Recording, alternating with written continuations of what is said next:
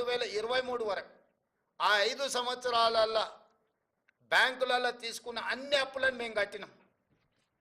చంద్రశేఖరరావు పరిపాలించిన 5 సంవత్సరాల కాలంలో రైతులు చేసిన అప్పు 12/12/2018 అంటే రెండోసారి చంద్రశేఖరరావు గారు ప్రమాణ స్వీకారం చేసిన రోజు నుంచి చంద్రశేఖరరావు గారు దిగిపోయి మేము ప్రమాణ స్వీకారం చేసి మొదటి రోజు అసెంబ్లీ ప్రారంభించే తారీఖు వరకు దాదాపుగా 5 సంవత్సరాల పూర్తి కాలంలో రైతులకు ఉన్న 2 లక్షల రూపాయల వరకు రుణమాఫీని మేము చేసి రైతుల పట్ల రైతు పక్షపాతిగా మా ప్రభుత్వం ఉన్నదని మేము నిరూపించుకున్నాము.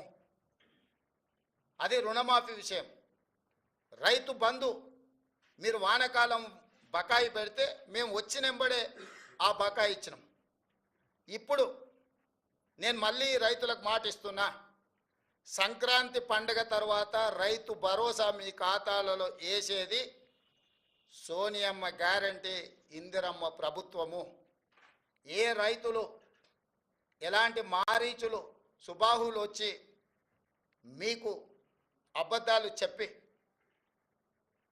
ఆనాడు పురాణాలలో విశ్వామిత్రుడు యజ్ఞం చేస్తుంటే రాక్షసులు ముఖ్యంగా మారీచుడు సుబాహులు వచ్చి ఆ యజ్ఞాన్ని భగ్నం చేయాలని ప్రయత్నం చేస్తే రామలక్ష్మణులు ఎట్లయితే కాపలా కాసి విశ్వామిత్రుడు చేపట్టిన యజ్ఞాన్ని సంపూర్ణంగా పూర్తి చేసిండ్రో ఈనాడు కూడా మా ప్రభుత్వము రైతు భరోసా కొనసాగిస్తుంది. సంక్రాంతి పండుగ తరువాత సోనియా గాంధీ గారి గ్యారెంటీగా నేను చెప్తున్నా, మీ రైతు భరోసా మీ ఖాతాలో పడుతుంది. ఎవరిని నమ్మకండి.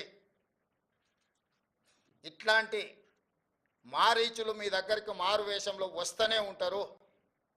ఆనాడు సీతమ్మను ఎమర్చడానికి బంగారు లేడీ రూపంలో వచ్చిన మారీచుడే ఈరోజు మారు వేషంలో మళ్ళీ బీఆర్ఎస్ బీజేపీల రూపంలో మీ దగ్గరకు వస్తారు. ఈ మారీచులను మీరు విశ్వసించకండి. సంక్రాంతి పండుగ తర్వాత మీ రైతు భరోసా మీ ఖాతాలలో పడుతుంది. విధి విధానాలకు సంబంధించి మంత్రివర్గ ఉపసంఘం వేసిన బట్టి విక్రమార్క గారు, పొంగులేటి శ్రీనివాసరెడ్డి గారు, తుమ్మల నాగేశ్వరరావు గారు, ఇతర మంత్రుల చేత మంత్రివర్గ ఉపసంఘాన్ని విధి విధానాలను ఖరారు చేయడానికి వేసినాం.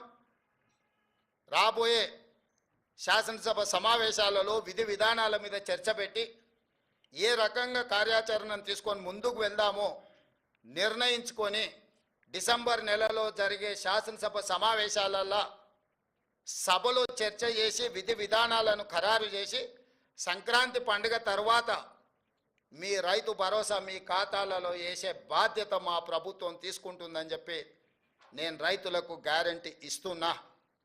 రైతు రుణమాఫీ చేస్తామన్నాం, చేసి చూపించినాం. రైతు బంధు చంద్రశేఖరరావు గారు బకాయి పెట్టి పారిపోతే వాటిని కూడా 7,625 కోట్ల రూపాయలు రైతుల ఖాతాలో మేము వేసినాము.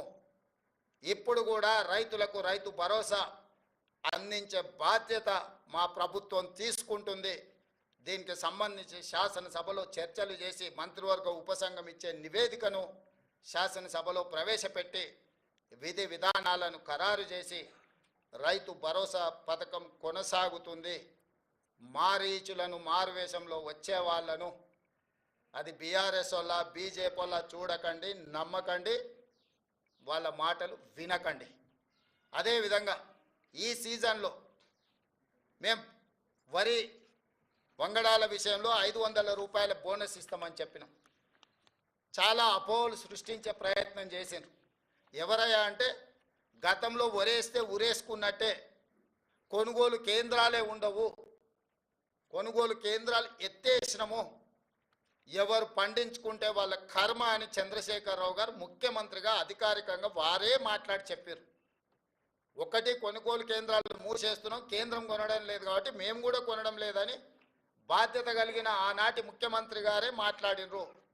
ఆ తర్వాత ఇంకా ఒక అడుగు